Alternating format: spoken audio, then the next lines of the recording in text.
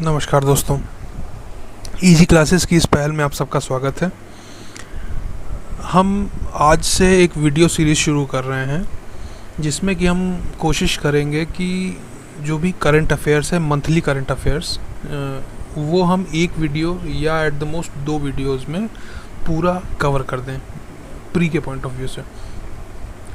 हमारी जो easy classes की मैगज़ीन आती है मंथली, उसमें जो आर्टिकल्स होते हैं, जो फैक्ट्स होते हैं, जो भी चीज़ें होती हैं, वो सारी प्री के पॉइंट ऑफ व्यू से भी होती हैं और मेंस के पॉइंट ऑफ व्यू से भी होती हैं। तो इस वीडियो में हम वही पोर्शन कवर करेंगे जो हमारे प्री की तैयारी के लिए रेलेवेंट है। अच्छा, इस वीडियो के बारे में एक चीज़ आपको मैं और बता दूं कि अब जैसे आप देखेंगे तो ये वीडियो जो है वो मार्च से शुरू हो रहा है। आज हमारी सीरीज़ का पहला वीडियो और हम करंट अफेयर्स मार्च से कर रहे हैं। ऐसा हम इसलिए कर रहे हैं क्योंकि जनरली क्या होता है कि जो न्यूज़ होती है वो अपडेट होती है हर महीने।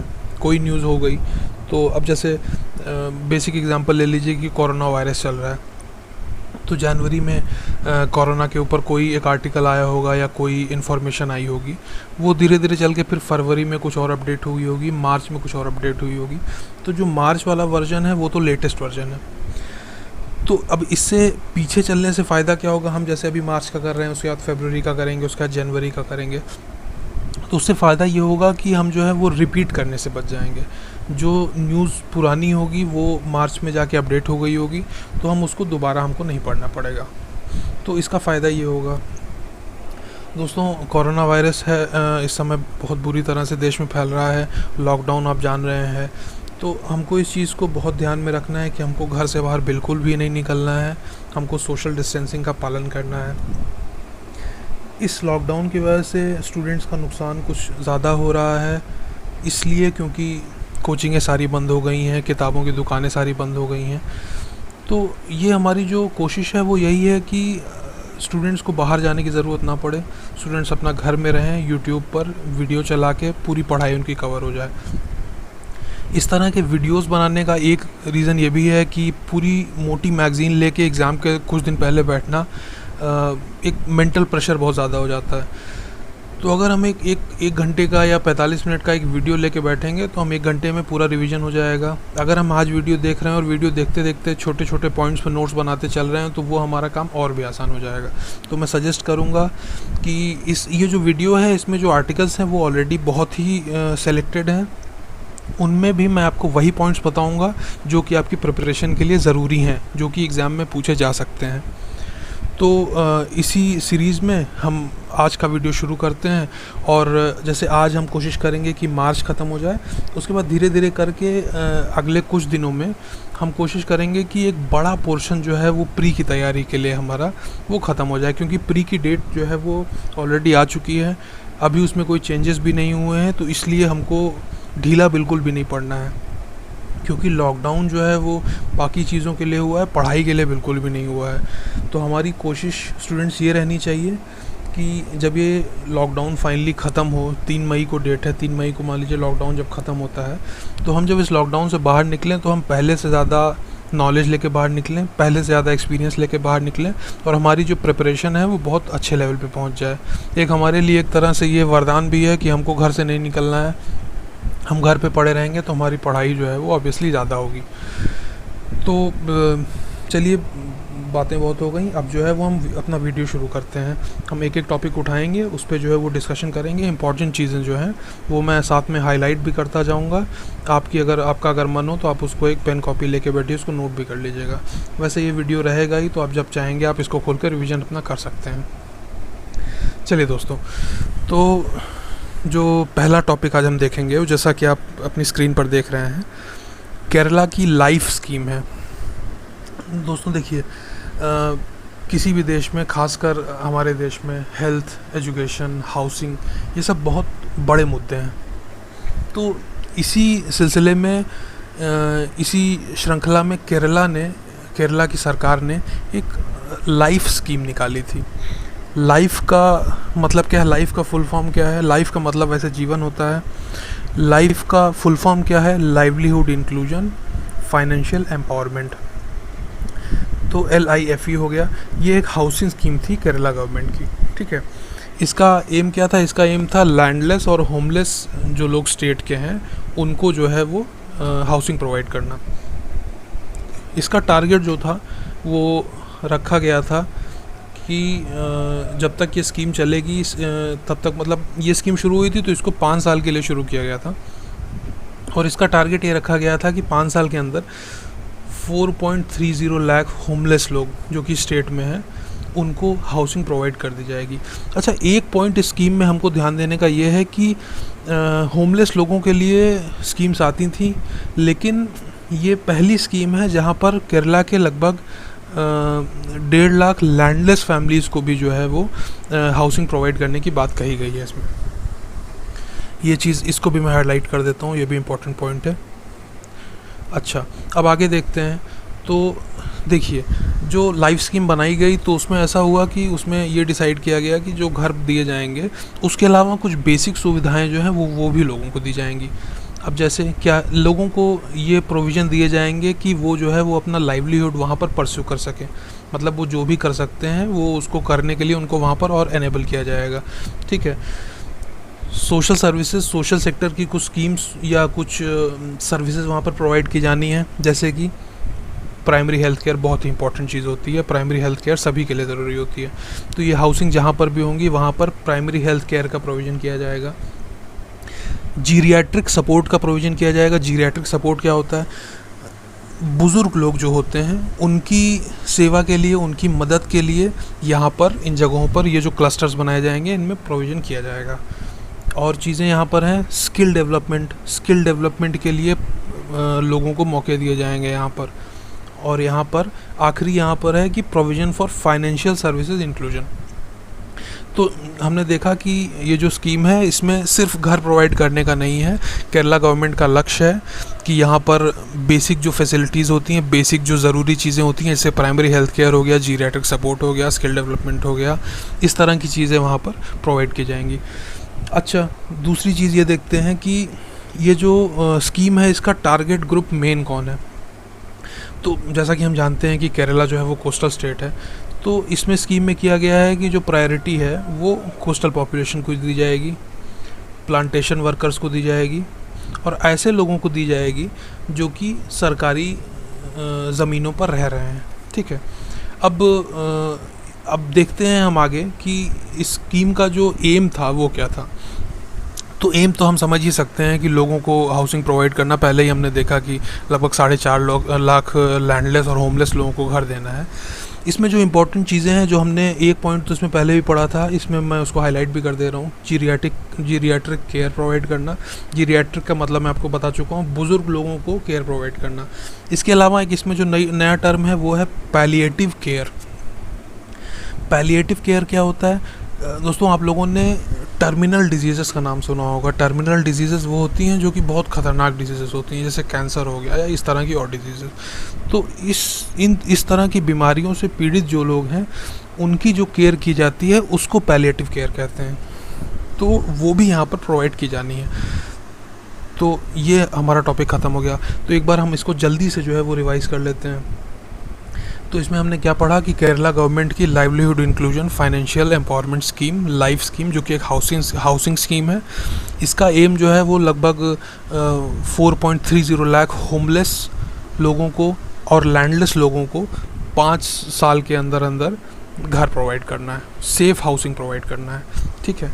इसमें इम्पॉर्टेंट चीज़ हमने ये देखी कि अभी तक जो है वो होमलेस पे बात हो रही थी, लेकिन यहाँ पर इस स्कीम में लैंडलेस फैमिलीज़ की भी बात की गई है। लैंडलेस लोगों को भी यहाँ पे घर दिया जाना है। अच्छा, इसमें हमने ये भी देखा कि कैसे सिर्फ घर दिए जाने का प्रोविज़न नहीं है, इसके साथ जो है वो primary health care, geriatric support और बेसिक जो सुविधाएं हैं वो भी वहाँ पे दी जानी है। पैलिएटिव केयर का हमने नाम लिया था। इसमें फिर आखिरी पॉइंट इसमें हम ये जान लेते हैं कि प्रायोरिटी किसको दी जानी है। जो कोस्टल पॉपुलेशन है, क्योंकि केरला एक कोस्टल स्टेट है, प्लांटेशन वर्कर्स वहाँ के जो हैं, और ऐसे लोगों को जो कि गवर्नमेंट लैंड में ऑलरेडी रह रहे हैं, ऐसे लोगों को प्रायोरिटी दी जानी है। पहला टॉपिक ख़त्म हो गया। अब हम अगला टॉपिक शुरू करते हैं, स्वच्छ भारत मिशन ग्रामीण, इसका फ़ेज़ 2, इसके बारे में हम बात करेंगे। तो जल शक्ति मंत्रालय ने भारत मिशन ग्रामीण का फ़ेज़ 2 अभी लॉन्च किया। तो फ़ेज़ 2 लॉन्च करने का एम जो है वो क्या है? फ़ेज़ 2 लॉन्च करने का एम वही है कि अभी तक जो उन्नति प्रगति हासिल की गई है स्वच्छ भारत मिशन ग्रामीण के अंतर्गत, उसी को मेंटेन करना, उसी को आगे कंटिन्यू करना है। स्वच्छ भारत मिशन ग्रामीण के बारे में आप लोग जानते होंगे कि इसका लक्ष्य जो है वो कंट्री को ODF मतलब ओपन डेफिकेशन फ्री, मतलब खुले में शौच से मुक्त कराना है। तो इसमें जो है वो इस जो फ़ेज़ 2 है उसमें उसका भी लक्ष्य वही है, उसका लक्ष्य नहीं कोई बदला है। इसमें जैसे आप देखेंगे पहली लाइन जो ऊपर लिखी हुई है, it will ensure that effective solid and liquid waste management is instituted in every gram panchayat of the country. सीधा सा मतलब है हर ग्राम पंचायत में सॉलिड और लिक्विड वेस्ट मैनेजमेंट इसको जो है वो उसको इफेक्टिव उसका इम्प्लीमेंटेशन किया जाएगा। इसमें कुछ नया ऐसा नहीं है, इसमें वही पुरानी चीज़ें हैं। बस ये है जानने का है कि फ़ेज़ 2 लॉन्च किया गया है। अब ये न्यूज़ में फ़ेज़ 2 न्यूज़ में था, इसलिए ऑटोमेटिकली हमको जो है वो स्वच्छ भारत मिशन ग्रामीण के बारे में भी जानना ज़रूरी है। तो स्वच्छ भारत मिशन ग्रामीण के बारे में हमने पढ़ा ही हुआ है कि एक जल शक्ति मंत्रालय का एक मिशन है जिसके अंडर में जो है वो ग्राम पंचायतों को ODF मतलब ओपन डेफिकेशन फ्री, क्लीन और सैनिटाइज़ करना, ये इनका लक्ष्य है। इसका तरीका क्या है? इसका तरीका है effective solid and liquid waste management करना। ठीक है, तो अब इसमें ये चीज़ हो गई। एक इसमें जो है वो स्टडी अभी रिसेंटली कंडक्ट की गई थी यूनिसेफ और bill and Melinda Gates foundation की तरफ से। ठीक है, इसका क्या स्टडी थी? इसके इम्पैक्ट के बारे में। तो हम देखते हैं कि इस स्टडी में इसने सर्वे किया लगभग 7000 विमेन का, बिहार, मध्य प्रदेश, महाराष्ट्र, राजस्थान, उत्तर प्रदेश, इन स्टेट्स में। और इन्होंने पाया कि 93% महिलाएं जो हैं वो अपने आप को सुरक्षित महसूस कर रही हैं। 93% महिलाएं ऐसी थीं जिन एक भारत में एक बहुत ही परसिस्टेंट समस्या ये है कि लोग जो है वो जब बाहर शौच करने जाते हैं तो अब महिलाओं के साथ दिक्कत ये होती है कि उनके साथ कई बार घटनाएं हो जाती हैं, बुरी घटनाएं हो जाती हैं, दुर्घटनाएं हो जाती हैं। तो ODF होने से फ़ायदा क्या हुआ कि लगभग 93% महिलाएं ऐसी हैं जो अपने आप को अब जो है वो सुरक्षित महसूस करती हैं। बाहर वो जाती ज़रूर थी लेकिन वो उनकी मजबूरी थी, अब जो है वो अपने आप को सुरक्षित महसूस करती हैं। फिर इस स्टडी ने और पाया कि 91% महिलाएं ऐसी थीं जो कि जिन्होंने अपने दिन का लगभग 1 घंटा रोज़ बचाया, क्योंकि आप जहाँ पर भी डेफिकेट करते हैं वहाँ पर आपको पहुँचने के लिए कुछ समय लगता है, और अगर टॉयलेट आपके घर में ही है तो वो समय आपका बचता है। तो 91% महिलाएं ऐसी थी जिन्होंने कहा कि भाई इस तरह की स्कीम से हमारा जो है वो समय भी बच रहा है, हम सुरक्षित महसूस कर रहे हैं। और 88% महिलाएं जो है वो उनके घर में टॉयलेट है, इससे उनको गर्व की अनुभूति होती है। जैसा कि हम जानते हैं कि इस समय ये बहुत ज्वलंत मुद्दा है, बीच में इस पर फिल्में भी बनी और कई ऐसी न्यूज़ भी सुनने को आई जहाँ पर विवाहित महिलाओं ने जो है वो घर में टॉयलेट ना होने की वजह से घर में घुसने से मना कर दिया। तो टॉयलेट एक बहुत बड़ा मुद्दा है, और bill and Melinda Gates foundation और यूनिसेफ की स्टडी ने बताया कि स्वच्छ भारत मिशन ग्रामीण से जो ग्रामीण महिलाएं हैं उनके जीवन में, उनके जीवन स्तर में सुधार देखने को मिला है। चलिए अब स्वच्छ भारत मिशन ग्रामीण के बाद अगला हम टॉपिक देखते हैं। अगली हेडिंग जैसे कि आप देख रहे हैं, TRIFED launches transformational tech for tribals program. तो tech for tribals program, TRIFED के बारे में आप जानते ही हैं। ट्राइफेड जो है वो एक संस्था है जो कि जो ट्राइबल एरियाज़ हैं उनके जो प्रोड्यूस हैं उनको जो है वो बढ़ावा देती हैं, और इन टर्न वो ट्राइबल लोगों को बढ़ावा देने का काम करती हैं। तो टेक फॉर ट्राइबल जो है एक स्कीम है जो कि 5 करोड़ ट्राइबल एंटरप्रेन्योर्स को ट्रांसफॉर्म करने के लिए लॉन्च की गई थी। अच्छा, ये स्कीम लॉन्च की गई थी, देखिए किसके साथ। ट्राइफेड ने ये स्कीम लॉन्च की थी IIT कानपुर और आईटी रुड़की, आईटी इंदौर, कलिंगा, इस तरह के कई इंस्टीट्यूट्स के साथ मिलकर इसने ये स्कीम लॉन्च की थी। ये जो है वो मिनिस्ट्री ऑफ एमएसएमई का एमएसएमई के अंडर में आती है और इसमें उन लोगों का फ़ायदा किया जाना है जो कि प्रधानमंत्री वन धन योजना में एनरोल्ड हैं। वन धन योजना के बारे में हम लोग जानते ही हैं, उसका भी एम वही है कि जो ट्राइबल एरियाज़ है उनका डेवलप करना, ट्राइबल प्रोड्यूस हैं उनमें वैल्यू एडिशन करना। तो इसमें इस स्कीम में क्या होगा, इसमें क्या है कि जो ट्रेनीज़ हैं वो 30 दिन का प्रोग्राम जो है वो ट्रेनिंग प्रोग्राम होना है, ठीक है। और इसमें 120 सेशन होने हैं, वो लगभग 6 हफ्ते के बीच में ये 30 दिन का प्रोग्राम इसको कवर किया जाएगा। अब इसमें बस जानने लायक यही चीज़ है कि मिनिस्ट्री ऑफ एमएसएमई ने के अंडर में जो ट्राइफेड ने एक स्कीम शुरू की है, टेक फॉर ट्राइबल्स, जहाँ पर जो है वो प्रधानमंत्री वन धन योजना के अंतर्गत जो लोग एनरोल्ड हैं उनको, और वो जो ट्राइबल फॉरेस्ट प्रोड्यूस है उसका वैल्यू एडिशन करने के लिए एक स्कीम है ये, ठीक है। आइए अब अगला टॉपिक देखते हैं क्या है। तो नेशनल टेक्निकल टेक्सटाइल मिशन, अगला टॉपिक ये है। Cabinet committee of economic affairs ने 1480 करोड़ रुपए के आउटले के साथ नेशनल टेक्निकल टेक्सटाइल मिशन शुरू किया है, जो कि 4 साल के लिए शुरू किया गया है, ठीक है, 2020 से 2024 तक के लिए। अच्छा, नेशनल टेक्निकल टेक्सटाइल मिशन है क्या? देखिए, पहले हम जानते हैं कि टेक्निकल टेक्सटाइल्स होते क्या हैं। टेक्सटाइल्स तो हम जानते ही हैं क्या होते हैं। टेक्निकल टेक्सटाइल्स क्या होते हैं?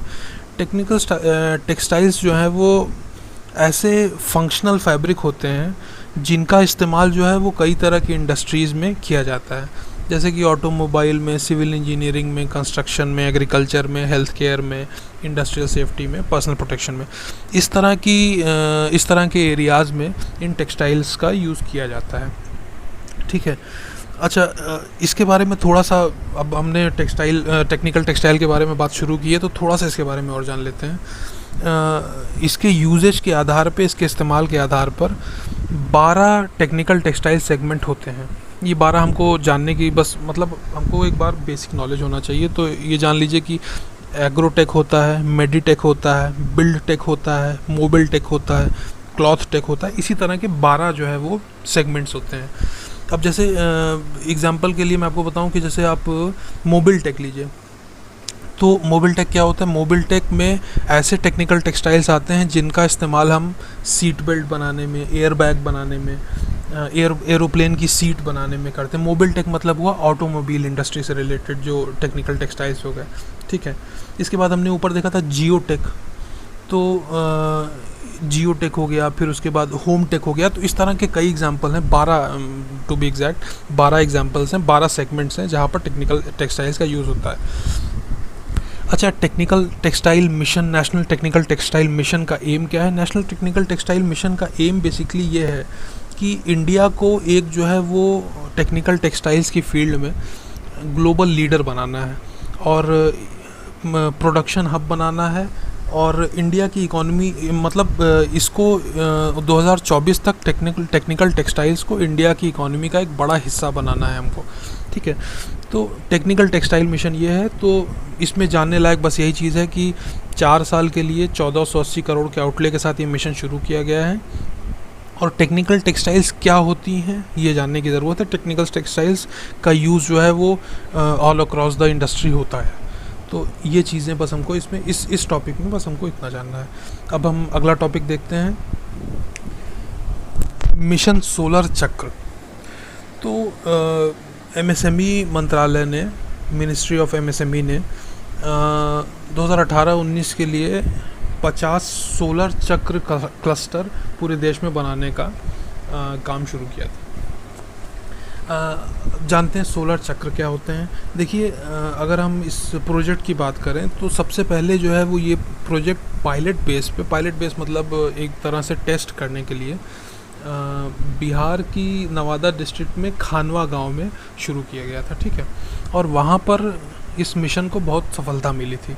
तो इस सफलता को देखते हुए सरकार ने और एमएसएमई मंत्रालय ने ये निर्णय लिया कि इसको जो है वो पूरे देश में शुरू किया जाएगा और 50 सोलर चक्र क्लस्टर्स डेवलप किए जाएंगे।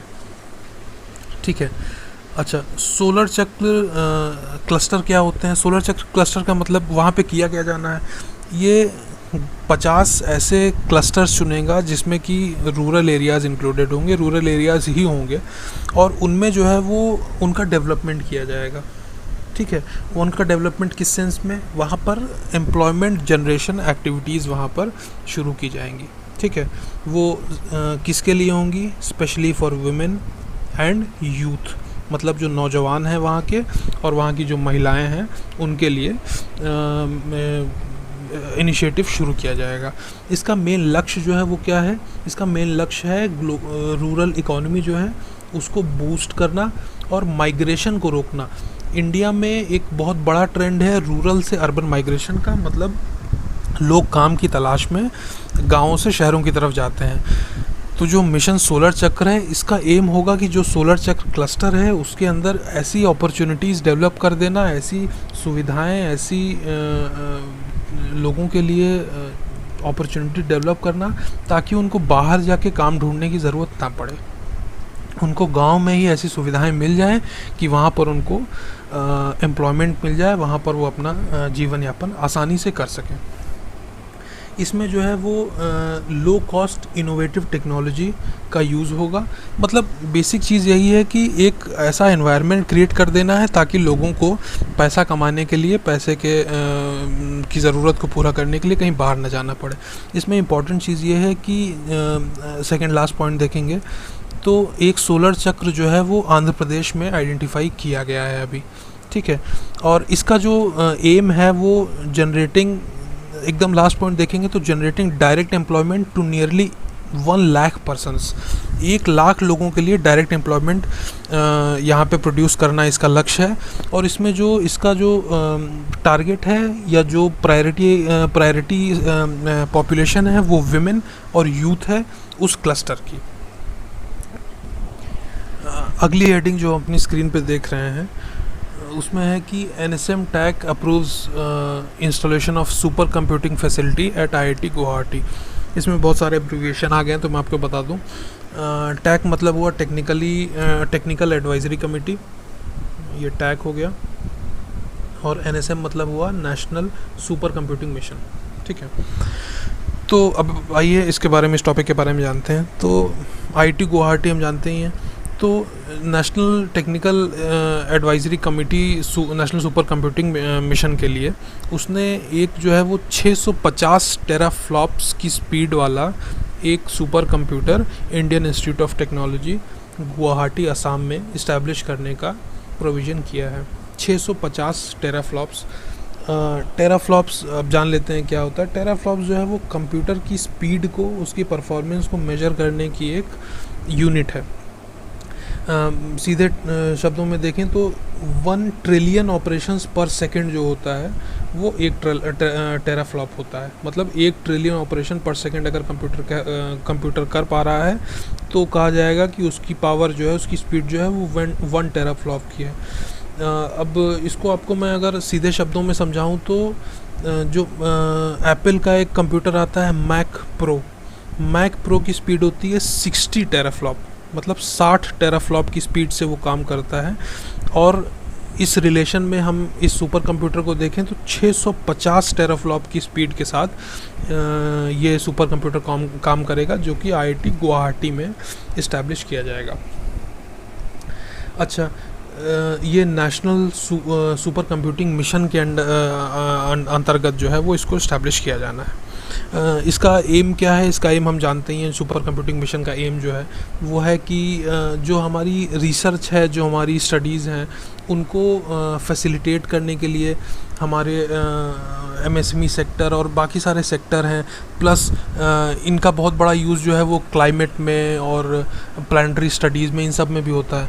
तो कंप्यूटर जितना पावरफुल रहेगा, बड़ी कंप्यूटेशंस करने में हमको उतना कम समय लगेगा, रिसर्च हमारे लिए उतनी ज़्यादा आसान होती जाएंगी। तो इसलिए जो है वो सुपर कंप्यूटर इस्टेब्लिश किए जाते हैं। ये जो तो ये हमने पहले ही देखा कि the installation of this super computing system eight IIT Guwahati, ये नेशनल सुपर कंप्यूटिंग मिशन के अंतर्गत किया जा रहा है। अच्छा, इसकी इम्प्लीमेंटिंग एजेंसीज कौन कौन सी हैं, आइए देख लेते हैं। Department of science and technology DST, ministry of electronics and information technology, CDAC मतलब centre for development of advanced computing Pune, और Indian institute of science Bengaluru. ये सारे मिलकर ये मिशन कर रहे हैं। इस मिशन का target national super computing mission का टारगेट है छोटे टेराफ्लॉप वाली पावर वाले कंप्यूटर से बहुत ज़्यादा हंड्रेड्स ऑफ टेराफ्लॉप्स वाली पावर वाले कंप्यूटर्स को इस्टेब्लिश करना है।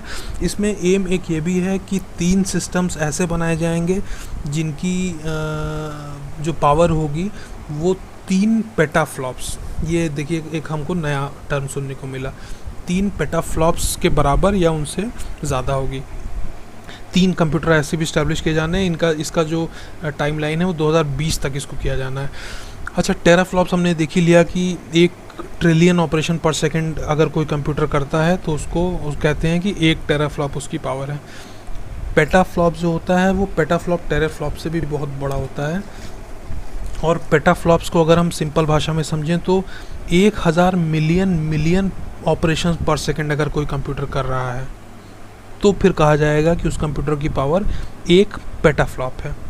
तो मिशन में एक एम ये भी है कि 3 ऐसे सुपर कंप्यूटर इस्टेब्लिश करना, इंस्टॉल करना जिनकी पावर या तो 3 पेटाफ्लॉप के बराबर हो या तो उससे भी ज़्यादा हो। इसका एम जो है वो, खैर ये सब चीज़ें उतनी ज़रूरी नहीं है, लेकिन तब भी एक हम पढ़ रहे हैं तो हम पढ़ ही लेते हैं कि 3 और सुपर कंप्यूटर इस्टेब्लिश करने का इसका एम है अप्रैल 2020 तक, जिसमें कि एक IIT कानपुर में, एक Jain centre for advance scientific research Bangalore में और एक IIT हैदराबाद में। अच्छा, एक इन्फॉर्मेशन हम जान लेते हैं। अभी रिसेंटली जो है वो IIT BHU में एक समारोह हुआ था जिसकी अध्यक्षता जो है वो प्रधानमंत्री नरेंद्र मोदी ने की थी। और इस समय IIT BHU में परम शिवाय नाम का जो है वो एक सुपर कंप्यूटर इस्टेब्लिश किया गया था। परम शिवाय के बारे में ये जानना ज़रूरी है कि परम शिवाय पहला ऐसा सुपर कंप्यूटर है जो कि भारत में असेंबल किया, पूरी तरह से भारत में असेंबल किया गया है। इसी तरह जो है वो परम शक्ति और परम ब्रह्म, ये 2 ऐसे सुपर कंप्यूटर थे जिनको IIT खड़गपुर और IISER पुणे में इस्टेब्लिश किया गया था। ये किस लिए इस्तेमाल किए जाते हैं? वेदर और क्लाइमेट के लिए, कंप्यूटेशनल फ्लूइड डायनेमिक्स के लिए, बायो इन्फॉर्मेटिक्स के लिए और मटेरियल साइंस के लिए। इन फील्ड्स के लिए ये सारे सुपर कंप्यूटरों का इस्तेमाल किया जा सकता है। इस सुपर कंप्यूटिंग मिशन के बारे में हमने सब कुछ जान लिया। टेराफ्लॉप्स हमने जान लिया क्या होता है। तो अब देखते हैं एक ऐसे ही फैक्ट जानने के लिए, क्योंकि ये भी जानना बहुत ज़रूरी है हमारे लिए। लास्ट पॉइंट देखिए तो the top 5 super computers of India are: Pratyush सबसे पहला, मैं अंडरलाइन करता जा रहा हूँ, Mihir, INC1 Lenovo C1040, SERC और iDataPlex। ये इतने कंप्यूटर जो हैं वो इंडिया के टॉप 5 सुपर कंप्यूटर्स हैं, टॉप 5 पावर्स वाले सुपर कंप्यूटर्स हैं। जो आखिरी पॉइंट लिखा हुआ है उसमें बस वही चीज़ें हैं जो कि हमने पहले बात की थी कि सुपर कंप्यूटर होता क्या है। 650 टेराफ्लॉप्स का कंप्यूटर जो है वो IIT BHU में, IIT गुवाहाटी में इंस्टॉल किया जा रहा है और उसकी क्या क्या एप्लीकेशन होंगी, ये सारी चीज़ें उसमें बस मेंशन की हुई हैं। तो इसके साथ ये टॉपिक भी हमारा ख़त्म हो गया। अच्छा दोस्तों, जैसे आप जान रहे हैं कि इस समय दुनिया में सबसे बड़ा इशू जो चल रहा है, सबसे बड़ी समस्या जो चल रही है वो कोरोना वायरस की चल रही है। तो आप, जैसा कि आपने उम्मीद की ही होगी कि कोरोना वायरस से रिलेटेड बहुत सारे इश्यूज़ जो है वो आज के वीडियो में हम डिस्कस करेंगे। 3 4 5 इश्यूज़ ऐसे हैं जो कि ऐसे टर्म्स हैं जो कि आपने रिसेंटली अभी सुने होंगे और शायद आपको ना पता हो कि होता क्या है, और एग्ज़ाम के पॉइंट ऑफ व्यू से इंपॉर्टेंट हो सकते हैं क्योंकि टेक्निकल टर्म्स हैं। UPSC की आदत है कि वो टेक्निकल टर्म्स पर आपकी अंडरस्टैंडिंग को परखने की कोशिश करता है। तो शुरू करते हैं इसी सीरीज़ में। ज़रूरी नहीं है कि ये सब पूरा एक सीक्वेंस में ही हो, लेकिन बीच बीच में आपको, जहाँ तक मेरी उम्मीद है, 8 से 10 पॉइंट ऐसे मिलेंगे जो कि कोरोना से रिलेटेड होंगे, और वही होंगे जो कि इम्पॉर्टेंट हैं। जो अनइम्पॉर्टेंट टॉपिक्स हैं उनको पूरी तरह से हटा दिया गया है वीडियो से। तो सबसे पहले हम देखते हैं, हम फीफा के बारे में आप जानते ही होंगे। फीफा जो है वो इंटरनेशनल जो फुटबॉल होता है, फुटबॉल जो गेम है उसकी इंटरनेशनल गवर्निंग बॉडी। जैसे क्रिकेट के लिए आईसीसी होता है, वैसे ही फुटबॉल के लिए फीफा होता है, ठीक है। तो फीफा और वर्ल्ड हेल्थ ऑर्गेनाइजेशन, ये दोनों संस्थाएं एक साथ आई हैं और इन्होंने एक अवेयरनेस कैंपेन लॉन्च की है वर्ल्ड में। इस अवेयरनेस कैंपेन का नाम क्या है? इसका नाम है pass the message to kick out corona virus. इस कैंपेन का एम क्या है और इसमें क्या है, आइए जानते हैं। तो pass the message to kick out corona virus में वर्ल्ड रिनोन्ड फुटबॉलर्स, बड़े बड़े जो फुटबॉलर्स हैं, उन लोगों को इस कैंपेन में इंक्लूड किया गया। जैसे कि हम लोग जानते हैं कि अगर कोई भी इशू होता है, उसको अगर कोई बहुत बड़ी हस्ती उसका प्रचार करती है, उसके बारे में बात करती है, उसके बारे में पॉजिटिव बोलती है, तो लोगों के ऊपर उसका असर पड़ता है। लोग जो है वो उनकी बातों को फॉलो करते हैं, उनकी बातों को समझते हैं। तो इसी चीज़ को ध्यान में रखते हुए फीफा और वर्ल्ड हेल्थ ऑर्गेनाइजेशन ने ये मिशन शुरू किया, जिसमें कि जो बड़े बड़े फुटबॉलर्स हैं, फुटबॉल की दुनिया के जो बड़े नाम हैं, उनको एक साथ लाया जाएगा, उनको एक साथ लाया जा रहा है, और वो लोगों को कोरोना वायरस से बचने के लिए क्या उपाय किए जाएं, इस पर नॉलेज देंगे, इस पर इंफॉर्मेशन देंगे। तो इसमें क्या है, क्या इन्फॉर्मेशन देंगे? हम सब जानते हैं, जो इन्फॉर्मेशन वो देंगे हम सब जानते हैं क्या क्या है। 5 की स्टेप्स जो हैं वो इसमें इंक्लूड किए जाएंगे, ठीक है। इसमें क्या है? सबसे बड़ी चीज़, फोकस्ड ऑन हैंड वॉशिंग, हाथ धोना। जैसे कि हम रोज़ जो है वो टीवी पे, रेडियो पे, मोबाइल में हर जगह देख रहे हैं, कोरोना से बचने के लिए हाथ धोना कितना ज़रूरी है। कफ़िंग एटिकेट्स का मतलब हुआ कि हम देख रहे हैं कि देख क्या रहे हैं, पहले से ही हमको ये जानकारी है कि अगर जब भी हम खांसते या छींकते हैं तो हमको हमारे मुंह पे हाथ रखना चाहिए। तो ये इस बीच और चर्चा में आया है, क्योंकि जो कोरोना वायरस है वो छींकने से, वो खांसने से फैलता है। तो अगर आपको खांसी आ रही है तो अपने मुंह पे हाथ रख लीजिए या रुमाल रख लीजिए। तीसरा पॉइंट है नॉट टचिंग योर फेस। आपको अपना चेहरा नहीं छूना है, क्योंकि डॉक्टरों का कहना है कि कोरोना वायरस जो होता है वो हाथ पे होता है। अगर हम अपने चेहरे पे को छुएंगे तो नाक, मुंह, आँख के माध्यम से वो हमारे शरीर के अंदर चला जाएगा और हम उससे जो है वो बीमार हो जाएंगे। फिर चौथा पॉइंट है फिज़िकल डिस्टेंस का वही है सोशल डिस्टेंसिंग, हम जो हमारे यहाँ जो फॉलो की जा रही है कि हमको लोगों से दूर रहना है, दूरी बनाए रहनी है, घर पे रहना है। फिज़िकल डिस्टेंस वो हो गया। आखिरी है staying at home if feeling unwell. आखिरी पॉइंट वही हमने जो बात की कि अगर हमारी तबीयत नहीं ठीक है तो हमको घर पे रहना है। हमारे यहाँ हमको पूरी तरह से घर पे रहना है, चाहे हमारी तबीयत ठीक है या नहीं ठीक है, क्योंकि वायरस बहुत तेज़ी से हमारे देश में फैल रहा है। अभी छोटी स्केल पे फैल रहा है, इसकी उम्मीद है कि ये बड़ी स्केल पे फैलेगा, तो हम जो है वो घर पे रहेंगे तो हम सुरक्षित रहेंगे। ये न्यूज़ में रिसेंटली इसलिए था क्योंकि सुनील छेत्री, ये इंडिया के एक बहुत जाने माने फुटबॉलर हैं, तो सुनील छेत्री को भी इस जो कैंपेन है उसमें 28 बड़े फुटबॉलर्स को सेलेक्ट किया गया है। सुनील छेत्री उसमें से एक बड़ा नाम है। तो pass the message to kick out corona virus के बारे में हमने जाना कि WHO और फीफा की एक पहल है, जिसमें कि बड़े बड़े 28 फुटबॉलर्स को एक साथ लाके लोगों के बीच कोरोना वायरस से बचने के तरीक़ों पर जागरूकता फैलाया जाना इसका लक्ष्य है। अगला टॉपिक अब देखते हैं क्या है। दोस्तों, इस समय कोरोना वायरस देश में फैला हुआ है, तो इसका जो आउटब्रेक था वो बहुत सडन था, हर जगह बहुत सडन था। अचानक से कोरोना वायरस के केसेस होने लगे और इसके चलते दुनिया भर में और भारत में खासकर एयरपोर्ट्स को, रेलवे स्टेशंस को लॉकडाउन करना पड़ गया। उससे क्या हुआ कि क्योंकि हमारा देश जो है वो टूरिस्ट स्पॉट बहुत बड़ा है, टूरिस्ट अट्रैक्शन बहुत ज़्यादा है यहाँ पर, इसलिए बहुत सारे विदेशी नागरिक भी लॉकडाउन जब शुरू हुआ था उस समय भारत में मौजूद थे। तो उनकी समस्याओं का निराकरण करने के लिए टूरिज़्म मिनिस्ट्री ने एक कैंपेन शुरू की है, जिसका नाम है स्ट्रैंडेड इन इंडिया कैंपेन। इसमें एक पोर्टल बनाया गया है strandedinIndia.com के नाम से, ठीक है। स्ट्रैंडेड का मतलब क्या होता है? स्ट्रैंडेड का मतलब होता है फंसे हुए, किसी भी जगह पे फंसे हुए होना। अगर आप कहीं पे फंसे हुए हैं तो वो कहा जाएगा कि आप वहाँ पे स्ट्रैंडेड हैं। तो स्ट्रैंडेड इन इंडिया कैंपेन है, इसमें क्या है, इसमें जो है वो जैसा कि नाम से ही समझ में आ रहा है कि स्ट्रैंडेड इन इंडिया कैंपेन शुरू की गई है। जो विदेशी नागरिक भारत में मौजूद हैं, जो कि यहाँ पे फंस गए हैं, उनको वो अपने घर जाना चाहते हैं लेकिन वो जा नहीं पा रहे हैं, ऐसे लोगों को सपोर्ट देने के लिए ये पोर्टल शुरू किया गया है। इसमें इसका लक्ष्य क्या है? ये पोर्टल जो है वो उन सर्विसेज के बारे में लोगों को बताएगा, फॉरेनर्स को बताएगा, जो कि वो इंडिया में रहते हुए जिनका उपयोग वो कर सकते हैं। वो उनको जो है वो कोविड-19 के हेल्पलाइन नंबर्स देगा, अलग से कॉल सेंटर्स जो इस्टेब्लिश किए गए हैं फॉरेन टूरिस्ट के लिए वो देगा।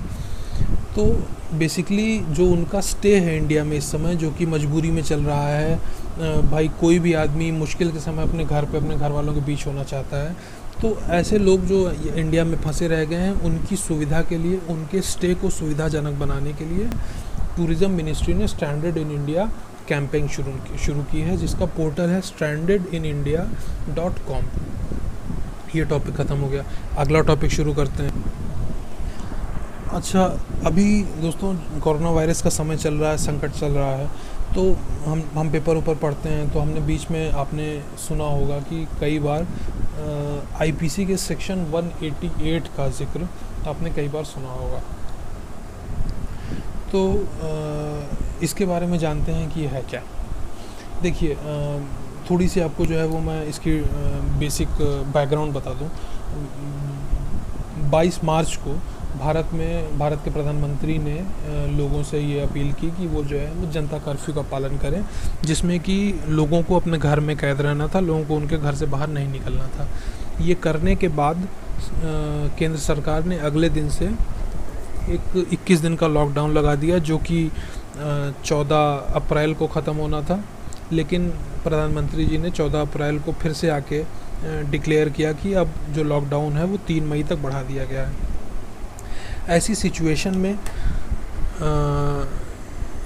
इस सेक्शन 188 जो आईपीसी का है उसको इन्वोक किया गया है।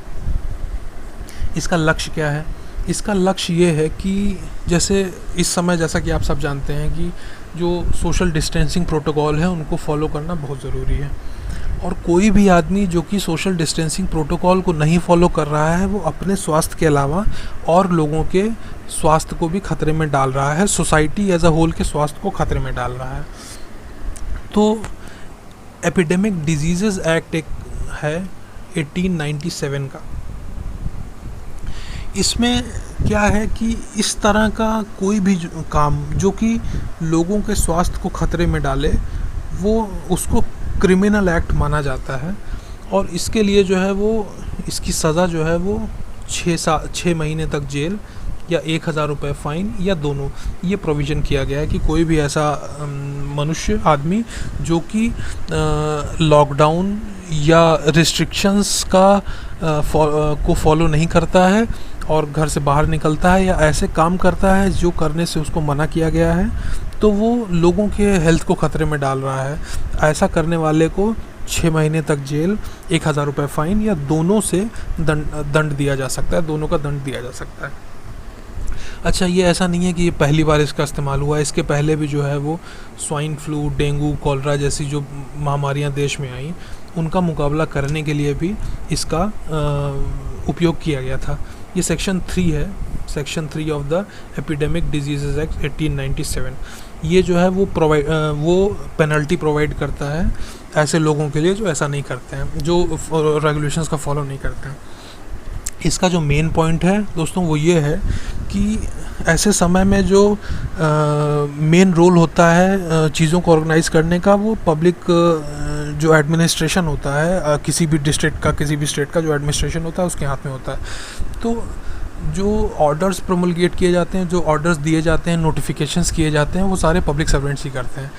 तो ऐसा कोई भी इंसान जो कि पब्लिक को नोटिफिकेशन देने, ऑर्डर देने के लिए जिसको ऑथराइज़ किया गया है, कोई भी पब्लिक सर्वेंट, उसने कोई ऑर्डर दिया, कोई काम करने से लोगों को मना किया, या कोई काम करने के लिए लोगों को कहा और लोगों ने वो काम नहीं किया, या किसी एक आदमी ने वो काम नहीं किया, जिसके चलते लोगों को जो है वो चोट हुई, लोगों को नुकसान हुआ, किसी भी तरह की समस्या एडमिनिस्ट्रेशन में किसी भी क्योंकि जैसा कि हम सब जानते हैं कि लॉकडाउन का समय है तो समस्याएं तो आनी ही आनी है।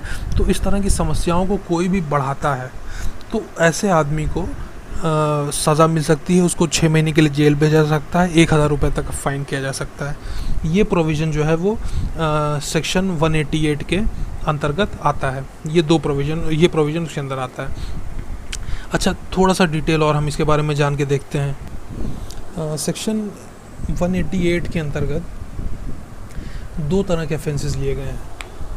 कोई इंसान अगर ऐसा कोई काम करता है जिससे कि जो कि पब्लिक सर्वेंट के ऑर्डर की अनदेखी करता है, जिसके चलते जो एडमिनिस्ट्रेशन का काम है उसमें बाधा पहुंच रही है, लोगों को उसकी वजह से दिक्कत हो रही है, तो उसके लिए सज़ा का प्रोविज़न अलग है। उसके लिए जो है, जैसा कि हम देख सकते हैं, सिंपल इम्प्रिजनमेंट फॉर 1 महीना, 1 महीने के लिए उसको जेल भेजा जा सकता है, या 200 रुपये का फ़ाइन लगाया जा सकता है, या दोनों।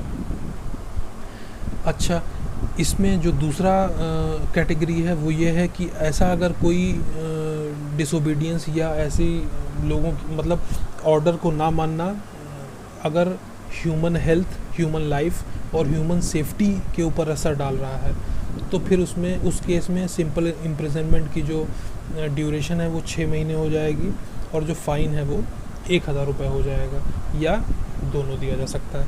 तो ये इसके बारे में इतना ही जानना ज़रूरी है कि कोई पब्लिक सर्वेंट इस समय मुश्किल की घड़ी में, लॉकडाउन की स्थिति में, एपिडेमिक एक्ट के अंतर्गत अगर कोई ऑर्डर करता है, कोई नोटिफिकेशन करता है और उसका पालन लोग नहीं करते हैं, तो उनके ऊपर इस तरह की कार्रवाई की जा सकती है, जिसमें कि सज़ा 6 महीने तक की जेल और 1,000 रुपये तक का फ़ाइन, या दोनों के रूप में हो सकता है। ये टॉपिक हमारा ख़त्म हो गया। आइए अगला टॉपिक देखते हैं क्या है। अगले टॉपिक में हम बात करेंगे एक कॉन्सेप्ट के बारे में जिसको कहते हैं shelter in place. Shelter in place concept से हम लोग बहुत अच्छे से वाकिफ़ हैं। शेल्टर इन प्लेस नाम से हम भले उस कॉन्सेप्ट को ना जानते हों, लेकिन हम उससे परिचित हैं। जैसा कि हम जानते हैं कि 22 मार्च को हमारे प्रधानमंत्री ने लोगों से कहा था कि वो सुबह 7 बजे से 9 बजे तक, रात में 9 बजे तक का एक जनता कर्फ्यू का पालन करें। उसमें वो अपने घर से ना निकलें, और जिनको बहुत ज़रूरी ना हो वो अपने घर से बिल्कुल बाहर ना निकले। जो एसेंशियल सर्विसेज में जो लोग इन्वॉल्व ना हो वो अपने घर से बाहर ना निकले। ये जनता कर्फ्यू का जो कॉन्सेप्ट इंडिया में यूज़ किया गया था, यूनाइटेड स्टेट्स में उसी कॉन्सेप्ट को शेल्टर इन प्लेस ऑर्डर के नाम से जाना जा रहा है। शेल्टर इन प्लेस में क्या होता है कि गवर्नर्स जो कई अमेरिकन स्टेट्स के हैं, उन्होंने ऐसे ऑर्डर्स दिए जिनमें कि उन्होंने लोगों से कहा कि जितना कम से कम हो सके उतना घर से बाहर निकलिए, जितना कम से कम हो सके पब्लिक मीटिंग्स में जाइए, लोगों से मिलिए। वायरस को रोकने के लिए ये सारे कदम ज़रूरी थे, उठाए गए। तो शेल्टर इन प्लेस के बारे में हमें बस इतना जानना है कि हमारे यहाँ जो कॉन्सेप्ट जनता कर्फ्यू के नाम से जाना जाता है, वही चीज़ यूएस में शेल्टर इन प्लेस कॉन्सेप्ट के नाम से जानी जाती है। इसमें जानने के लिए और कुछ नहीं है। अच्छा दोस्तों, मैं सोच रहा हूँ कि जो जैसे कि हम कोरोना वायरस से रिलेटेड टॉपिक्स देख रहे हैं, तो मैं ये सोच रहा हूँ कि जो कोरोना से रिलेटेड टॉपिक्स हैं उनको एक साथ करके ख़त्म कर देते हैं। बीच में 2-3 टॉपिक छूटेंगे, उनको हम ये सारे टॉपिक्स, कोरोना से रिलेटेड टॉपिक्स ख़त्म होने के बाद में कर लेंगे। इससे ये होगा कि कोरोना के बारे में जो आपके कॉन्सेप्ट्स हैं वो पूरी तरह से क्लियर हो जाएंगे, कुछ बचेगा नहीं उसके बाद पढ़ने के लिए। तो हम देखते हैं अगला टॉपिक कोरोना से रिलेटेड इसमें क्या है। इसमें अगला टॉपिक है सेक्शन 269 और 270 आईपीसी का। दोस्तों, जैसे अभी हमने देखा कि हमने अभी सेक्शन 188 आईपीसी की बात की। इसमें वो प्रोविज़न थे जिनमें कि अगर आदमी किसी सिविल सर्वेंट की बात नहीं मानता है, उसको नोटिफिकेशन, उसके ऑर्डर को नहीं मानता है, तो उसके खिलाफ क्या किया जा सकता है, उसके खिलाफ क्या एक्शन लिया जा सकता है। सेक्शन 269 और सेक्शन 270 इंडियन पीनल कोड का, ये भी इसी तरह के आउटब्रेक से संबंधित है। इसमें क्या होता है कि आगे हम देखेंगे।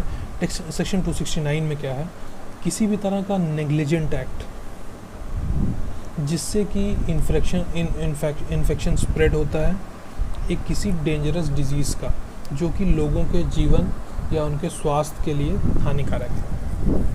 किसी भी तरह का नेग्लिजेंट, इसमें नेग्लिजेंट एक्ट पर आप ध्यान दीजिएगा, नेग्लिजेंट शब्द पर आप ध्यान दीजिएगा, ठीक है। इसमें आगे देख लेते हैं 269 में जो है वो जेल प्रोविज़न 6 महीने का है, या साथ में फ़ाइन भी लग सकता है इसमें आपके ऊपर। अब सेक्शन 270 की यहाँ पे बात करें, सेक्शन 270 में जो इम्पोर्टेंट टर्म है, जैसे कि 269 में नेग्लिजेंट था, उसी तरह से 270 में मैलिग्नेंट एक्ट है।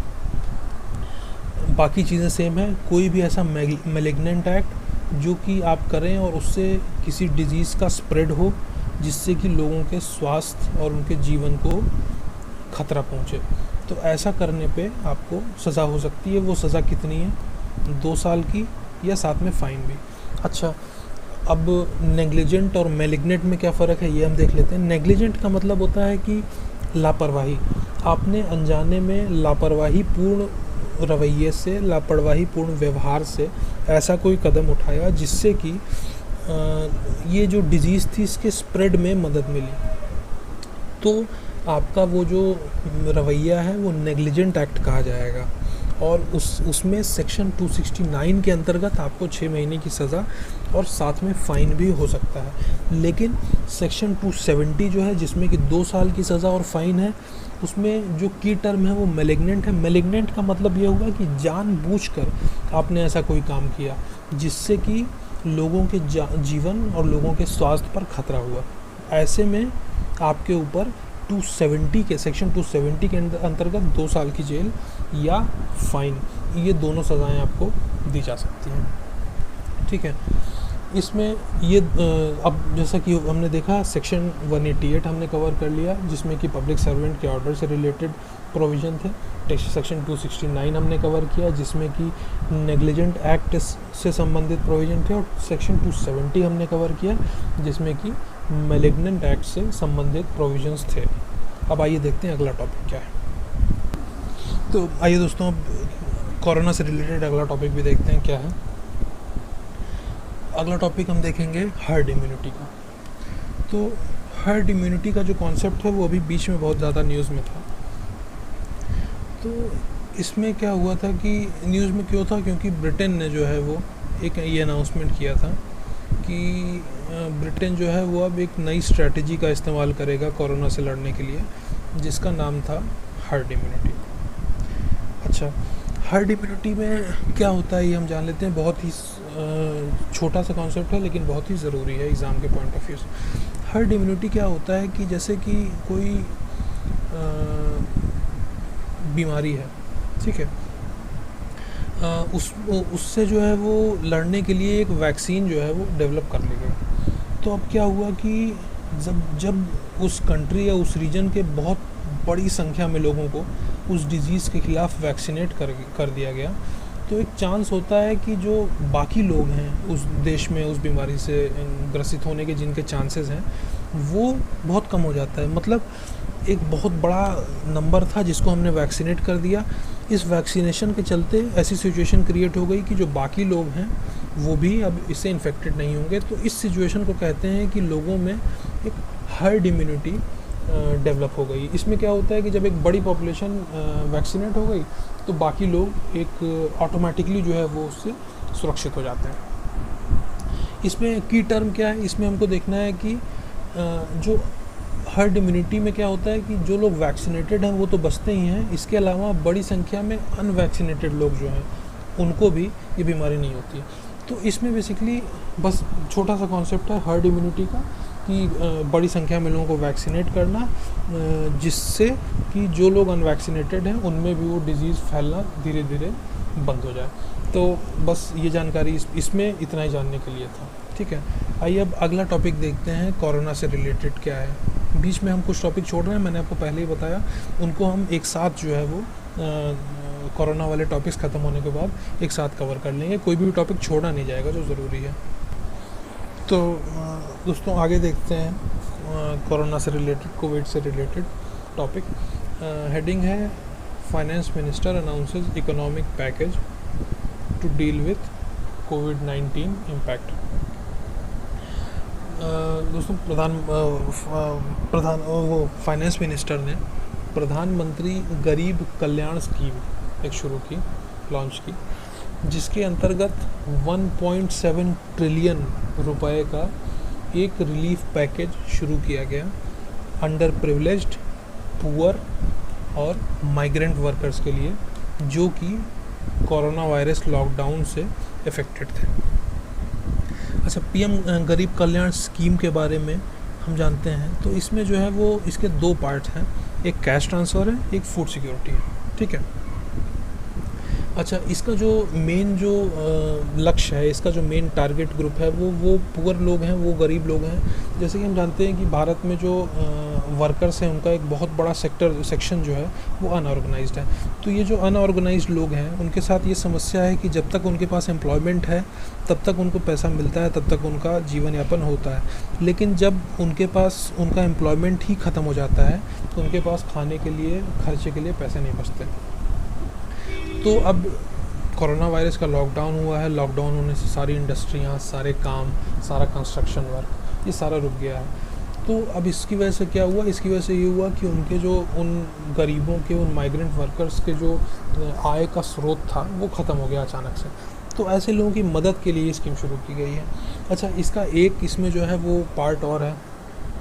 ये पार्ट क्या है, जैसा कि हम जान रहे हैं कि जो हेल्थ केयर वर्कर्स हैं जो कि कोरोना वायरस से इस समय निपट रहे हैं, वो भी बहुत बड़े रिस्क पे हैं। इंडिया में हमने जैसे बीच में न्यूज़ में हमने देखा था, हम लगातार देख रहे हैं कि पीपीई किट्स जो हैं वो शुरू में तो बहुत कम थी, अब धीरे धीरे उनका सप्लाई शुरू हो गई है। तो पीपीई किट्स नहीं थी, तो डॉक्टरों का और हेल्थ केयर वर्कर्स का ये कहना था कि बिना पीपीई किट्स के अगर वो लोगों का इलाज कर रहे हैं तो वो बहुत ज़्यादा खतरे में हैं, उनको भी कोविड-19 संक्रमण हो सकता है। तो ऐसे लोगों के लिए जो कि हेल्थ केयर सेक्टर में काम कर रहे हैं और उनको कोविड-19 का खतरा है, ऐसे लोगों की अगर कोविड-19 संक्रमण से संबंधित मौत होती है तो उनके घर वालों को 50 लाख रुपए पर पर्सन दिया जाएगा। मतलब कि हेल्थ केयर वर्कर्स का 50 लाख रुपए का इंश्योरेंस किया जा रहा है। तो इससे जो है वो इस स्कीम से 2 मिलियन हेल्थ वर्कर्स को इस स्कीम से बेनिफिट होना है। अच्छा, प्रधानमंत्री गरीब कल्याण अन्न योजना एक है, इसके बारे में हम जानते हैं। गरीब कल्याण अन्न योजना क्या है, जैसा कि हमने देखा था कि गरीब कल्याण स्कीम के दो पार्ट्स थे, कैश ट्रांसफ़र और फूड सिक्योरिटी। तो जो फूड सिक्योरिटी वाला पोर्शन है उसके लिए 800 मिलियन गरीब लोगों को 5 किलो राइस और wheat per month free of cost दिया जाना है। ये कुल जो उनको दिया जाना है वो नहीं है, उनको ऑलरेडी जो 5 किलो मिलता है उसके ऊपर जो है उनको 5 किलो और भी दिया जाना है, क्योंकि आय के स्रोत ख़त्म हो गए हैं। तो और नॉर्मल दुकानें भी जो है वो अब, जैसे कि हमने बीच में ट्रेंड देखा था कि होर्डिंग शुरू हो गई थी, ब्लैक मार्केटिंग शुरू हो गई थी। तो उन सारी चीज़ों से गरीब लोगों को, माइग्रेंट वर्कर्स को बचाने के लिए ये स्कीम शुरू की गई, कल्याण अन्न योजना, पीएम गरीब कल्याण अन्न योजना, जिसमें कि उनको ये सामान दिया जाना था। इसके अलावा ये 5 किलो राइस और वीट के अलावा 1 किलो उनके पसंद की दाल उनको मुफ्त में दी जानी है अगले 3 महीनों तक के लिए, ठीक है। अब इसके आगे हम देखते हैं कि जो प्रधानमंत्री गरीब कल्याण स्कीम है उसके 2 पार्ट्स थे, कैश ट्रांसफ़र और फूड सिक्योरिटी। तो कैश ट्रांसफ़र वाला पोर्शन अब हम देखते हैं। कैश ट्रांसफ़र वाले स्कीम में 9 सब पार्ट्स हैं, ठीक है। एक एक करके हम इस पर छोटा छोटा डिस्कशन करेंगे। तो इसका जो इसमें 9 सब पार्ट है उनमें पहला पार्ट है किसानों के लिए। हमने पीएम किसान स्कीम के बारे में आप लोग जानते होंगे। पीएम किसान स्कीम में आपको तब भी बता देता हूँ, छोटा सा इंट्रोडक्शन दे देता हूँ कि एक सेंट्रल गवर्नमेंट की स्कीम है जिसमें कि गरीब किसानों को सालाना 6,000 रुपये देने का प्रोविज़न किया गया है और 6,000 रुपये 3 इंस्टॉलमेंट्स में दिए जाएंगे 4-4 महीने पे, ठीक है। तो अब पीएम किसान स्कीम का जो पहला इंस्टॉलमेंट था 2,000 रुपये का, उसको जल्दी दिया जाना है, मतलब वो समय से पहले दिया जाएगा। इस मूव से कहा जा रहा है कि 87 मिलियन फार्मर्स को फ़ायदा इससे होगा। अगला जो इसमें पॉइंट है वो है मनरेगा वर्करों के लिए। मनरेगा वर्करों में जो अभी तक की वेज है वो 182 रुपये से उसको 202 रुपये पर डे किया जा रहा है। 182 से 202 रुपये पर डे किया जा रहा है मनरेगा वेज को। इससे जो है वो लगभग बताया जा रहा है कि इससे 50 मिलियन फैमिलीज़ को फ़ायदा होगा इस वेज इंक्रीज से। ठीक है, अच्छा अगला देखते हैं। अगला क्या है कि जो गरीब विधवा महिलाएं हैं, एजेड हैं और दिव्यांग मतलब दिव्यांग खैर आप जान ही रहे हैं, तो गरीब महिलाएं, गरीब विधवा महिलाएं, बुज़ुर्ग और दिव्यांग जनों के लिए 1000 रुपये का प्रोविज़न किया गया है अगले 3 महीने तक 2 इंस्टॉलमेंट्स में। इससे कहा जा रहा है कि लगभग 30 मिलियन पीपल बेनिफिट होंगे। इसमें इम्पॉर्टेंट चीज़ ये है कि डीबीटी के अंतर्गत डायरेक्ट बेनिफिट ट्रांसफ़र के थ्रू इसमें पैसे लोगों को दिए जाने हैं। ठीक है, अच्छा अब अगला देखते हैं। अगला है विमेन विथ जन धन योजना अकाउंट। ठीक है, जन धन योजना के अंतर्गत जो महिलाएं जिनका अकाउंट है उनको 500 रुपये अगले 3 महीने के लिए दिया जा रहा है। ठीक है, इससे कहा जा रहा है कि 200 मिलियन महिलाओं को फ़ायदा होगा इससे।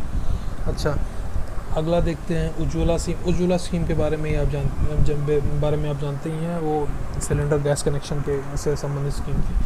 तो इसमें जो है वो इसमें देखिए तो 80 मिलियन हाउस होल्ड्स को इस गैस सिलेंडर के प्रोविज़न से फ़ायदा हुआ था। अब इसमें किया क्या जा रहा है कि इसके जो बेनिफिशरीज़ ऑलरेडी हैं उनको अगले 3 महीने के लिए मुफ्त में गैस सिलेंडर दिया जाएगा, जिससे कि उनकी दिनचर्या, उनके जो दैनिक जीवन है उस पर लॉकडाउन से कोई असर वैसा ना आए, उनको आसानी से जो है वो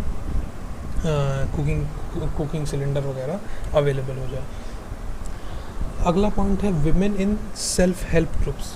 इनके लिए जो प्रोविज़न किया गया है, देखिए जो सेल्फ हेल्प ग्रुप्स हैं उनमें Deendayal Upadhyay national rural mission जो है उसके अंतर्गत 6.3 मिलियन एसएचजीज जो हैं, सेल्फ हेल्प ग्रुप्स जो हैं, उनको 10 लाख रुपए तक का कोलेटरल फ्री लोन दिया जाता है। ठीक है, अब ये जो लिमिट है इसको दुगना कर दिया गया है।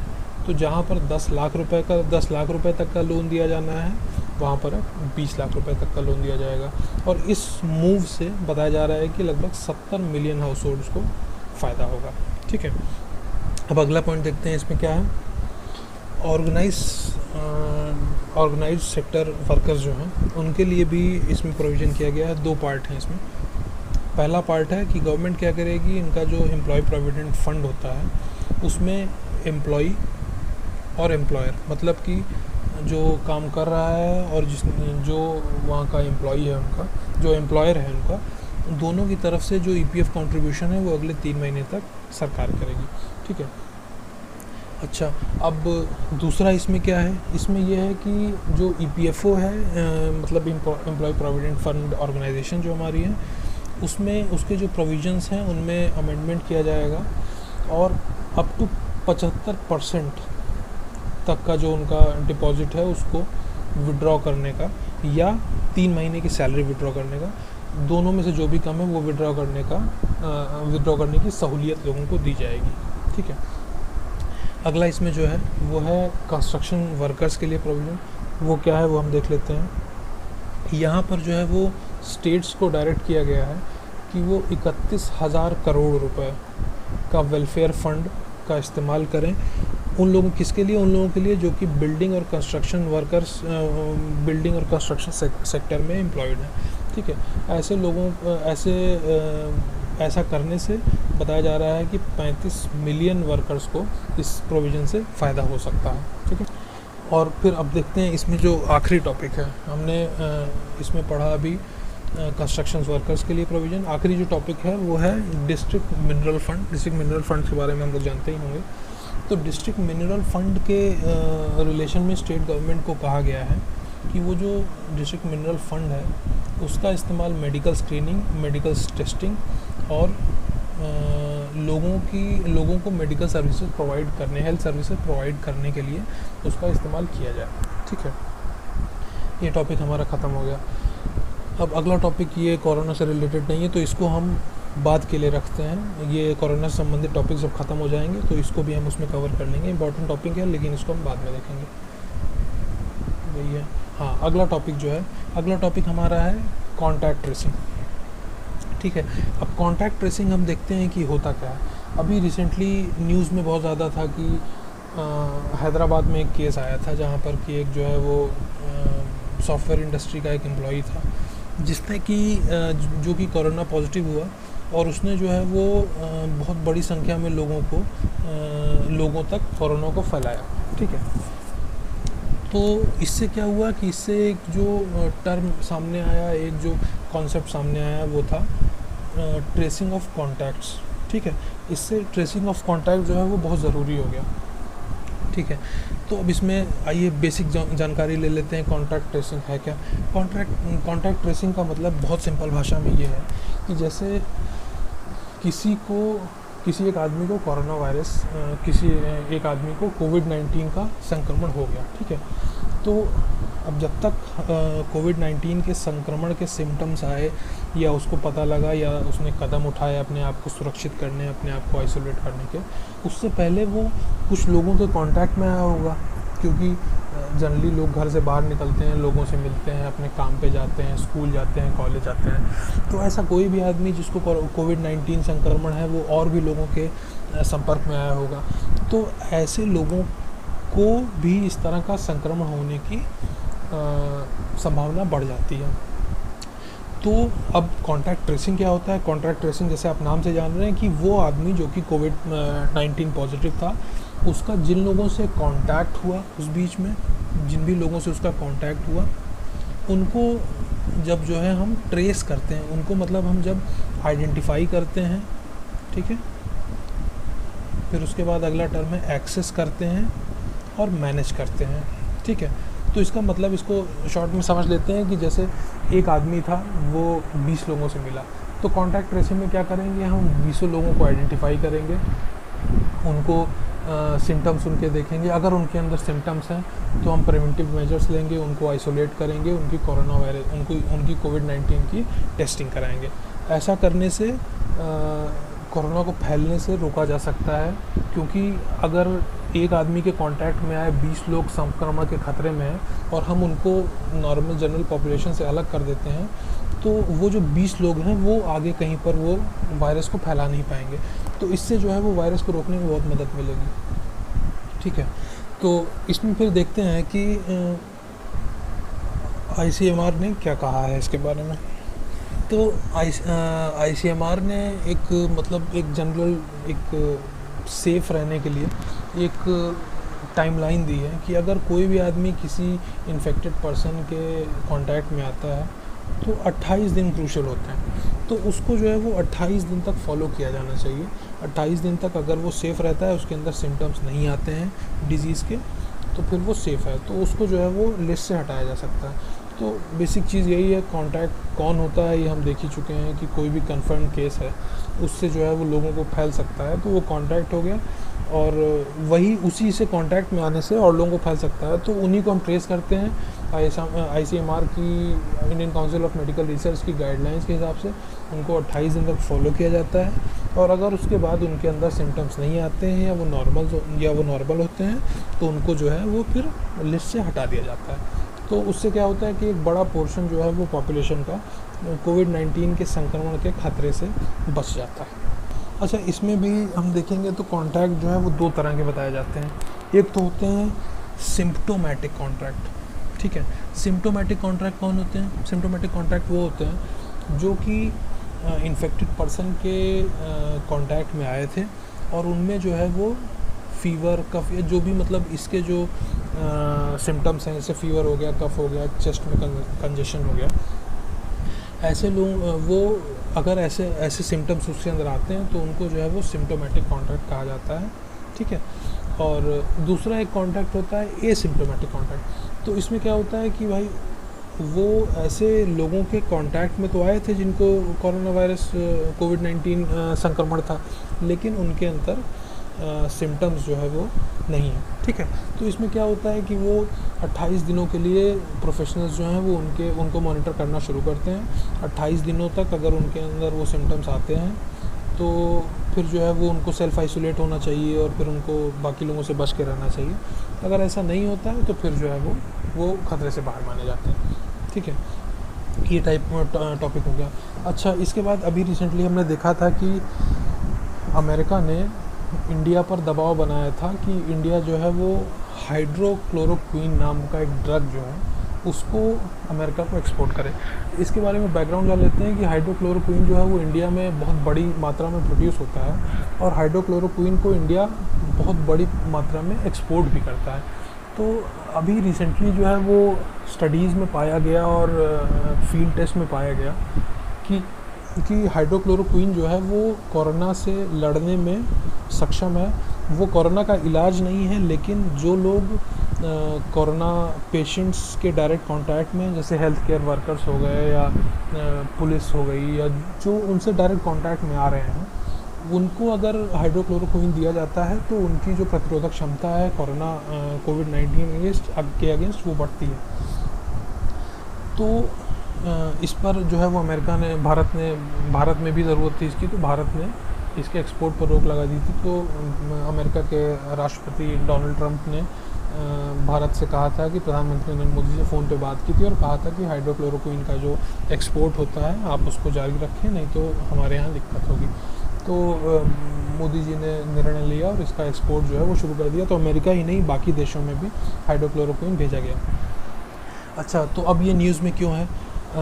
हमारा जो टॉपिक है वो रिलेटेड है, वो इस चीज़ से रिलेटेड है कि हाइड्रोक्लोरोक्विन को अब जो है वो शेड्यूल H1 का ड्रग जो है वो घोषित कर दिया गया। शेड्यूल H1 का ड्रग क्या होता है?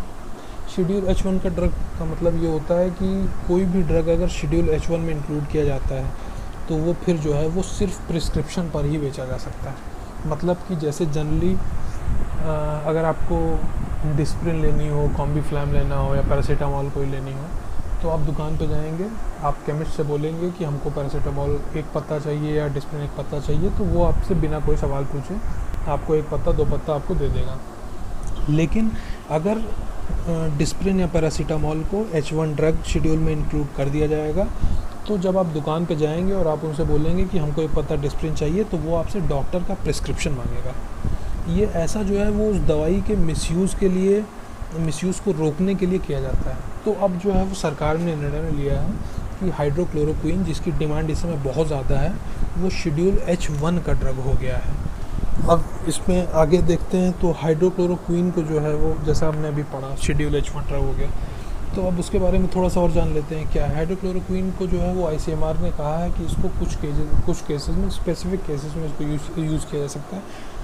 जैसा कि हमने बताया कि जो लोग डायरेक्ट कांटेक्ट में आ रहे हैं ऐसे लोगों के जो कि कोविड-19 पॉजिटिव हैं, तो उनको अगर हाइड्रोक्लोरोक्विन दिया जाता है तो एक मतलब उनकी जो इम्यूनिटी है, उनकी जो प्रतिरोधक क्षमता है कोविड-19 के अगेंस्ट, वो बढ़ जाती है, ऐसा कहा जा रहा है। तो चाइना में एक इससे संबंधित जो है वो स्टडी भी चल रही है, जिसमें कि इसके बेनिफिट्स को उजागर किया गया है कि हाइड्रोक्लोरोक्विन से फ़ायदे हो रहे हैं। CDC जो कि अमेरिका की एजेंसी है, सेंटर फॉर ड्रग कंट्रोल, उसने भी एक स्टडी में बोला है कि हाइड्रोक्लोरोक्विन और क्लोरोक्विन ये दोनों जो है वो इनके अंदर कैपेसिटी है कोविड-19 के अगेंस्ट या SARS-CoV या SARS-CoV-2 वगैरह के अगेंस्ट खड़े होने की, लड़ने की उनके अंदर कैपेसिटी होती है। अच्छा, हाइड्रोक्लोरोक्विन होता क्या है? ये एक ओरल ड्रग है जिसको जो है वो ऑटो इम्यून डिजीज़ेज़ जो होती हैं, जैसे कि रूमेटॉइड आर्थराइटिस होता है, इस तरह की और ऑटो इम्यून डिजीज़ेज़ जो होती हैं उनके अगेंस्ट इसको, उनके इलाज में इसको यूज़ किया जाता है। तो इस समय क्योंकि स्टडीज़ में पाया जा रहा है कि हाइड्रोक्लोरोक्विन और क्लोरोक्विन से जो डायरेक्ट कांटेक्ट में जो लोग हैं, जैसे हेल्थ केयर वर्कर्स वगैरह हो गए, उनको दिए जाने से उनकी जो प्रतिरोधक क्षमता है वो बढ़ रही है, इसलिए इस समय जो है इसकी डिमांड बहुत ज़्यादा बढ़ गई है। अब जो है वो इसी संबंध में एक और टर्म है जो कि हमने हाल ही में कई बार सुना था, जिसको हम कहते हैं कम्युनिटी ट्रांसमिशन। कम्युनिटी ट्रांसमिशन का बहुत डर है लोगों के बीच में। तो ये होता क्या है ये हम जानते हैं। कम्युनिटी ट्रांसमिशन जो है वो वर्ल्ड हेल्थ ऑर्गेनाइजेशन के द्वारा डिफ़ाइन किए गए ट्रांसमिशंस में से एक है। बहुत ही सिंपल भाषा में अगर हम समझें तो कम्युनिटी ट्रांसमिशन का मतलब ये होता है, जैसा कि अभी तक हमने कोविड-19 के केसेस देखे हैं, उनमें क्या हुआ है कि जो लोग देश से बाहर गए थे, जो लोग जिनकी इंटरनेशनल ट्रैवल हिस्ट्री थी ऐसी जगहों पे जहाँ पर कोरोना वायरस था, वहाँ पर जो लोग गए थे अभी तक उन्हीं को ये बीमारी हुई है या उनको हुई है जो कि ऐसे लोगों के संपर्क में आए थे। लेकिन अगर कम्युनिटी ट्रांसमिशन शुरू होता है तो वो बीमारी ऐसे लोगों को शुरू हो जाएगी, ऐसे लोगों को होना शुरू हो जाएगी जिनकी कोई ट्रैवल हिस्ट्री नहीं है और जो ऐसे ट्रैवल हिस्ट्री वाले लोगों से मिले भी नहीं हैं। तो कम्युनिटी ट्रांसमिशन बस यही चीज़ होती है। इसमें जो है वो इस समय देख रहे हैं कि जो इंडिया में सोशल डिस्टेंसिंग और लॉकडाउन जो है वो दूसरी बार भी बढ़ा दिया गया है और लोगों को एक साथ एकत्रित होने से रोका जा रहा है। इससे जो है वो इसका जो मेन एम है वो यही है कि कम्युनिटी ट्रांसमिशन से इंडिया को रोका जा सके या जितना डिले हो सके उतना डिले किया जा सके। तो इसमें नुकसान क्या है, जब कम्युनिटी ट्रांसमिशन हो जाएगा ना, तो जो अभी हमने बात की कॉन्टैक्ट ट्रेसिंग की कि एक पॉजिटिव केस से के कॉन्टैक्ट में जितने लोग हैं उनको ट्रेस करके आइसोलेट करना, तो अगर कम्युनिटी ट्रांसमिशन शुरू हो गया तो वायरस का जो कॉन्टैक्ट ट्रेसिंग है वो बहुत मुश्किल हो जाएगा, क्योंकि फिर हमको पता नहीं रहेगा कि किसको वायरस है, किसको कहाँ से वायरस आ गया, क्योंकि उनकी ना कोई ट्रैवल हिस्ट्री रहेगी, ना वो ऑलरेडी उनके कॉन्टैक्ट ट्रेस्ड रहेंगे। तो ऐसी चीज़ें जो है वो होती हैं। तो इसमें एक एग्जांपल बहुत मतलब सीरियस केस आया था। एक हमने अभी बीच में पढ़ा था कि साउथ कोरिया की एक महिला थी, उसने जो है वो टेस्ट लेने से मना कर दिया था और बाद में पता लगा कि उसने लगभग 160 लोगों को जो है वो इसने इन्फेक्ट किया था इससे। तो इस लेवल तक जो है ये जा सकता है अगर इसको रोका ना गया या कम्युनिटी ट्रांसमिशन को रोका ना गया या इसको वैक्सीन आने तक इसको डिले ना किया गया। तो अब अगला जो है वो टॉपिक है, हम देखते हैं, अगला है पैंडेमिक। तो पैंडेमिक होता क्या है ये हम बहुत छोटे से उसमें जानते हैं, ठीक है। तो पैंडेमिक होता क्या है, पैंडेमिक जो है वो किसी भी बीमारी के स्कोप मतलब उसके फैलाव का एक मेजर है। तो जैसे कोई बीमारी है वो, जैसा कि हम इसमें दूसरे पॉइंट में देखेंगे कि कोई बीमारी है जब वो वास्ट जोग्राफिकल एरिया में फैलती है, जिसमें कि कई देश, कई कॉन्टिनेंट शामिल होते हैं और ज़्यादातर लोगों की उसके खिलाफ इम्यूनिटी नहीं होती है, ऐसे आउटब्रेक को हम जो है वो पैंडेमिक कहते हैं। जो बहुत बड़े एरिया में हुआ, कई देशों में, कई कॉन्टिनेंट्स में, जैसा कि इस समय कोविड-19 के केस में हो रहा है और लोगों के अंदर उसके खिलाफ इम्यूनिटी नहीं है, तो ऐसे को हम जो है ऐसी सिचुएशन में हम उसको पैंडेमिक कहते हैं, ठीक है। अच्छा, एक टर्म और होता है एपिडेमिक। तो ये एपिडेमिक से क्यों अलग है? एपिडेमिक से इसलिए अलग है क्योंकि एपिडेमिक क्या होता है, एपिडेमिक होती वही चीज़ है, लेकिन कोई बीमारी अगर लोकलाइज्ड एरिया है या कंट्री में कोई छोटे एरिया में है तो उस बीमारी को एपिडेमिक कहते हैं। जैसे मान लीजिए कि ये चाइना में सिर्फ होता तो हम कहते कि कोविड-19 एपिडेमिक जो है वो चाइना में हो गया है, या इबोला एपिडेमिक हुआ था, इस तरह की चीज़ें जो होती हैं। लेकिन अगर वही चीज़ जैसा कि कोविड-19 के केसेस में है कि वर्ल्ड ओवर फैल चुकी है, लगभग सारे देश उससे परेशान हैं, तो वो पैंडेमिक हो गया, ठीक है। अच्छा, एक चीज़ और है कि ये नंबर ऑफ़ डेथ्स से इसका जो है वो बीच में कई जगह सुनने में आया था कि इतनी डेथ होती हैं तो पैंडेमिक होता है और इतनी डेथ होती है तो एपिडेमिक। तो ऐसा कुछ नहीं है, वर्ल्ड हेल्थ ऑर्गेनाइजेशन ने ऐसा कोई नंबर नहीं दिया है कि इतने लोगों की किसी बीमारी से डेथ होगी तो वो पैंडेमिक हो जाएगा और इतने लोगों की। वो बस ये है कि वो डिज़ीज़ कितने बड़े एरिया में स्प्रेड हो रही है, सिर्फ उससे रिलेशन है इसका, ठीक है। इससे पहले के कुछ एग्जाम्पल देख लें तो जैसे कि हम जानते हैं कि 1918 में जो है वो स्पेनिश फ्लू आउटब्रेक हुआ था, जिसमें कि 20 से 50 लोग मर गए थे, तो उसको जो है वो पैंडेमिक कहा गया था। कॉलरा जो है वो 1817 से 1975 के बीच कई बार कॉलरा पैंडेमिक डिक्लेयर किया गया है, ठीक है। कोविड-19 के पहले जो आखिरी पैंडेमिक WHO ने डिक्लेयर किया था वो था 2009 में H1N1 पैंडेमिक, ठीक है। इससे क्या होता है, इससे ऐसा पैंडेमिक होने से बस ये होता है कि जो गवर्नमेंट होती है वो इसके तरफ और अटेंशन देती है और ज़्यादा अटेंशन देती है, क्योंकि पैंडेमिक है, बड़े पैमाने पे फैला हुआ है, तो उसकी सीरियसनेस जो है वो थोड़ा सा बढ़ जाती है, तो गवर्नमेंट जो है और अटेंशन देने लगती है। अच्छा, ये इतने टॉपिक्स दोस्तों हमने कर लिए। अब ये वीडियो लगभग सवा घंटे का हो गया, तो अब हम इसको जो है यहाँ पे रोक देते हैं, और अगले पार्ट जो इस वीडियो का करेंगे उसमें हम जो बाकी 4-5 चीज़ें बचेंगी कोरोना से वो कंप्लीट कर लेंगे, और उसके अलावा जो इश्यूज़ बचे हुए हैं हम उनको भी देख लेंगे।